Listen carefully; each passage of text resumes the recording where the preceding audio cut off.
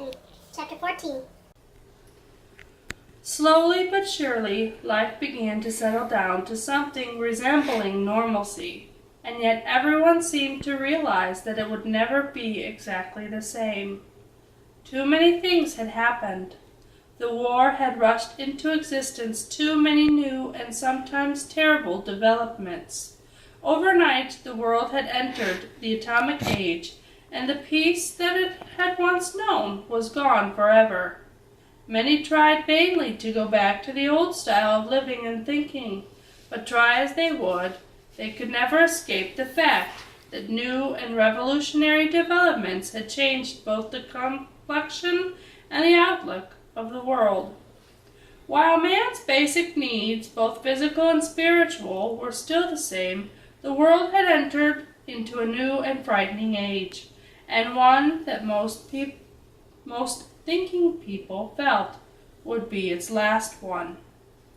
Many tried to escape reality by withdrawing into a shell of isolation, and many peculiar movements evolved which offered something that they could not really deliver. The Reverend Daniel Phillips tried to pick up the pieces only to find that some pieces were gone forever. Some things had been changed that could never be changed back. Some things were gone that would never be gained again. And he found that the hardest readjustments came not during the war, but afterwards.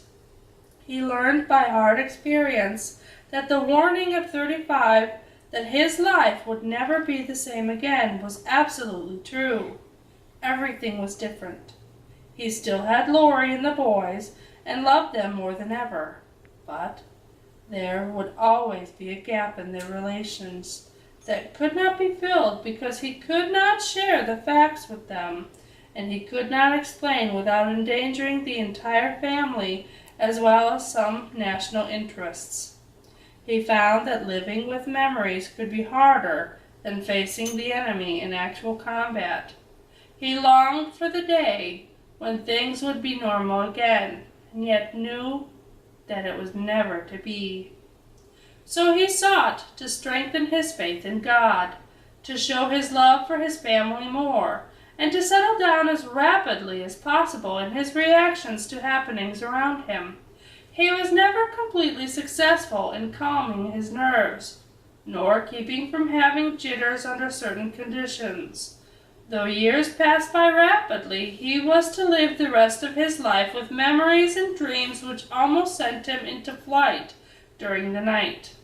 Lori never understood, but at the same time never questioned beyond the natural causes of these sudden upheavals at night.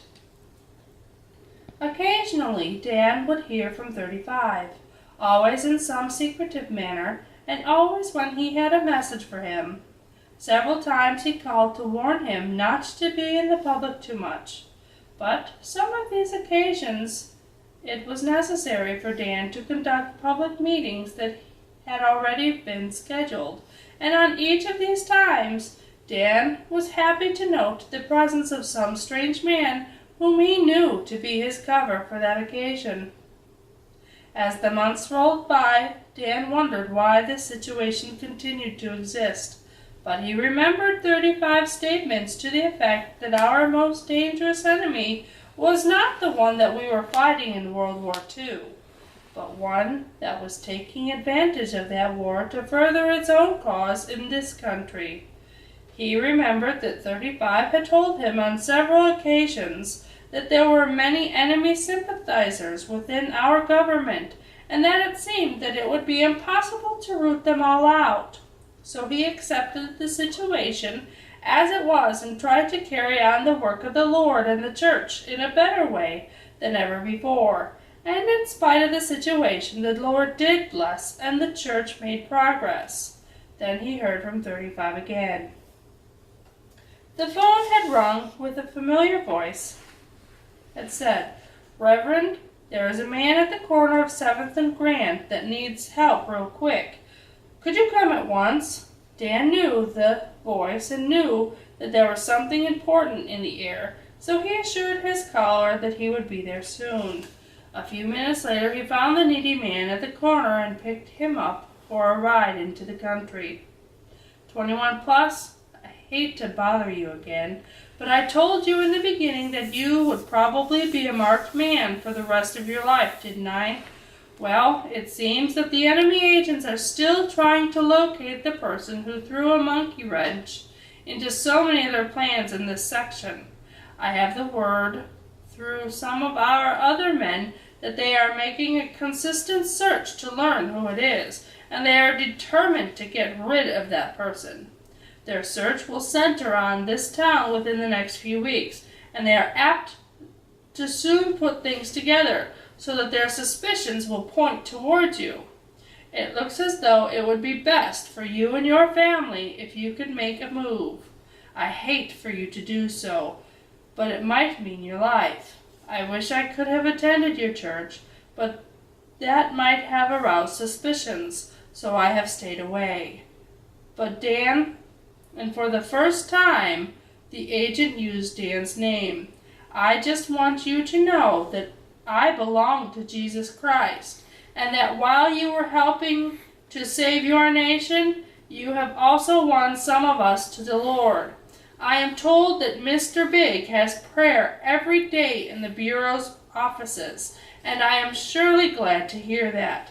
You have done far more than you realize for us. Now, do you think you could make a change?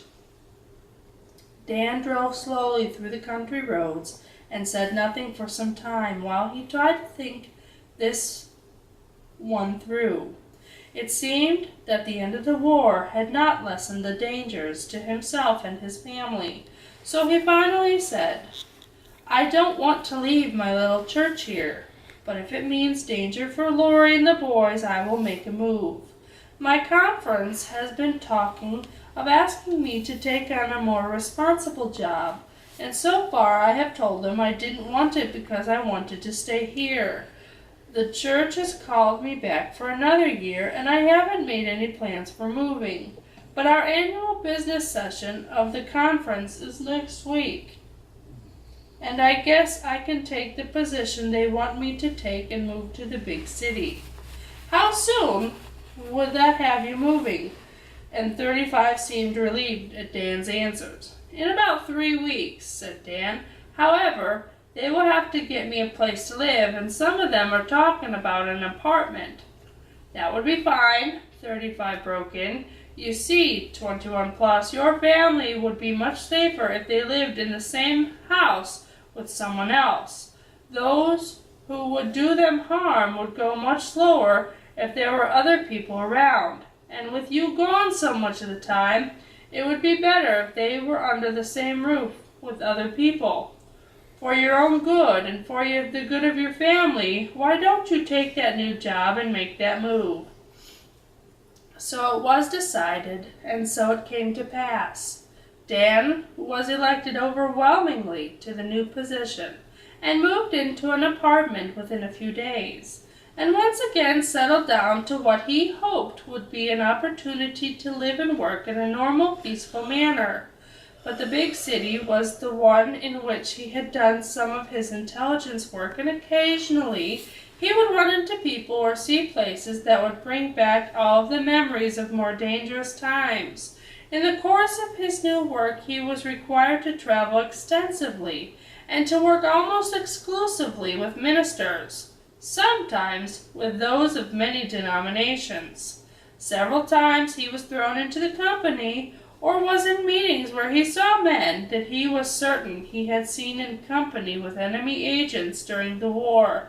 Sometimes he heard them arguing for the very cause that the nation had fought against in former years, and quite often he was sure that someone was looking at him with more than a passing interest, and he was aware that someday he might be recognized. But he carried on, working hard and seeing God bless the labors of his hands. Several months went by this time without any direct contact either with the enemy or with the Bureau. Every so often he would meet someone who would tell him that they had been told to give him something, or that they had been instructed to do something for him or for his family.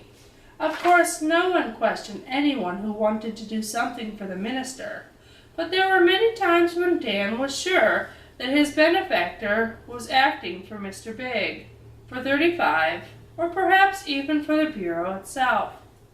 He thanked them and God for each gift, and continued to do the job that was his. Then one day a familiar voice, but one that he had not heard for some months, spoke through the lips of a stranger who was standing at his door. "Reverend, I'm a stranger in the city, and I need to get to South Carolina to see my sick mother, and I need help. Could you help me?" "Come in, friend," Dan said, "and let's see what we can do for you. Come on back here to my study, and we will talk it over." 35 had a message for Dan that was not so pleasant.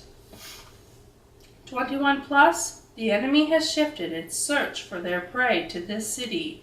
It seems now that they are certain that the man who blocked their efforts must live either in the town from which you moved or in the big city, and they seem determined to have revenge.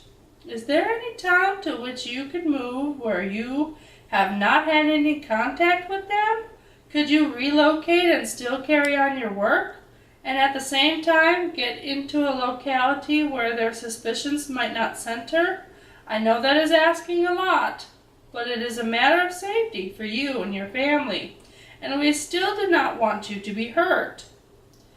Dan had to think for a long time over that one, but finally he said, "Yes, there is a place where I can go, and it looks as though the Lord has already given me a reason for doing so that the conference will not be suspicious. It is a small place where any stranger would have a hard time operating without arousing suspicions, and it also would not be too far removed for me to continue to carry on the work that I have to do. Yes, I guess we can move again. In fact, we have talked of doing that very thing." "Good," said 35. "Now there is one thing. Your church people will, of course, know where you are going, but if possible, we do not want the neighbors to know it. Can you move in such a way that the community will not know it?" Dan pondered that one for some time and then replied, "When I have moved, I have usually used a rental truck and have driven it myself to save expenses. I can ask some of the men that work in the day to help me load, and of course they will have to do so at night. I rent the trucks on a 24-hour basis so that it doesn't make any difference when I get them. I guess I could get a truck after dark and come in here after the neighbors are in bed. The men will think nothing of that, for they will think I am only doing that in order to get their help in loading. Then I can slip away in the night with everything I have, and the neighbors should not be any wiser. Do you think that will work?" "That sounds about as near a perfect plan as I could imagine," was 35's answer. "And I will see that you have a cover while that is going on. And also, I want to personally follow you out of town so that I will know that no one is following you and tracing your move. Okay, Dan, I will be watching for your signal that you are ready to move." And after a long, tight handshake, he continued with a quiver in his voice. 21 plus, you will never know what you have meant to me personally.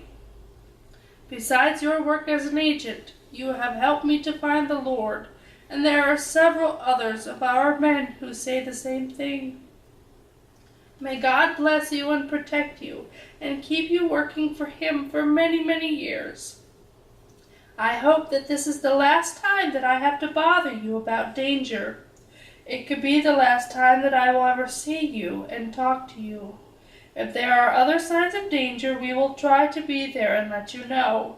If not, we may not meet again in this world, but I promise you that I will meet you up yonder."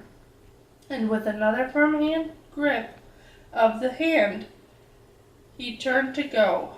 In the hall, he was again the traveler who needed help on his way to the side of a sick mother, and after a round of thank you for the help, he was gone.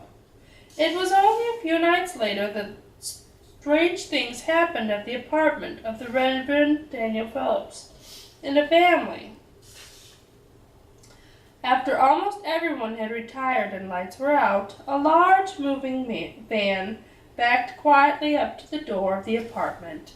A number of men alighted from the waiting cars and began quietly but quickly to load the furniture of the Phillips family in the van. No one but Dan seemed to notice a police patrol car which slowly but frequently circled the block as the loading was going on. When the last piece of material was finally loaded, and Dan had thanked the men and shaken hands with them, he mounted the truck cab and quietly drove out of the drive. Lori and the boys had already taken to their new location as if they were off on a visit. And the men in their own cars went their separate ways home. The police patrol car dropped in behind the van and followed it to the edge of the city. But when the patrol car turned down a side street, it left another plain, unmarked car following and closely observing the van that was being driven by the minister. Slowly the big truck picked up speed until it was rolling near the limit for trucks at night. The following car stayed near, and the driver seemed to be alert to any other vehicle that might be around. But when they had gone several miles out of the big city, and it was certain that no one else was following, the car pulled off to the side of the road, and the familiar figure of the bureau agent, whom Dan knew only as 35, stepped from the car and watched as the van, as its lights grew smaller and smaller in the distance. Then, just before the large van disappeared out of sight completely, the agent snapped to attention, came to a full military salute, and held it for some moments while the Reverend Daniel Phillips, alias 21 Plus, drove west into the night.